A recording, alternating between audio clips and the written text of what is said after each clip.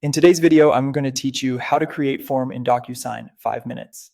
By the end, you'll know exactly how to turn a regular document into a clean, fillable form, send it to the right people, and save time with a reusable template. Have your document ready, PDF or Word both work, and make sure it's clearly laid out so fields are easy to place. Start by signing into your Docusign account. Once you're on the home dashboard, you'll see the main action button to begin. If you're new, don't worry, the interface is straightforward and everything happens in your browser. Click Start, then upload your document. You can drag and drop from your desktop or pick a file from a connected drive. If you have multiple pages or attachments, add them now so they arrive in one envelope. Clear file names and a neat document layout will save you time later when placing fields. After your file loads, Docusign will scan the document and automatically convert any recognizable form fields into fillable fields. This detection is a great head start, but it's always worth reviewing.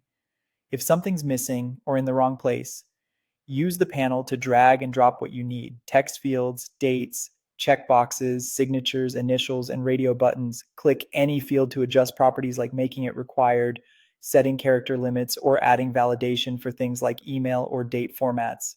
Align fields to keep the layout tidy and zoom in for precise placement. As you add fields, assign each one to the correct recipient so the right person sees the right fields. Next, specify who needs to sign or fill out the form.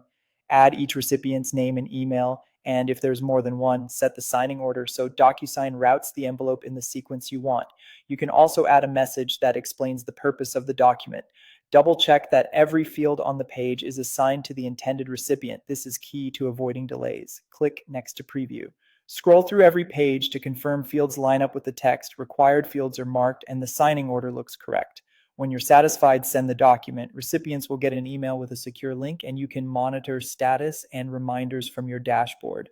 If you use this form often, head to the Templates tab and create a template.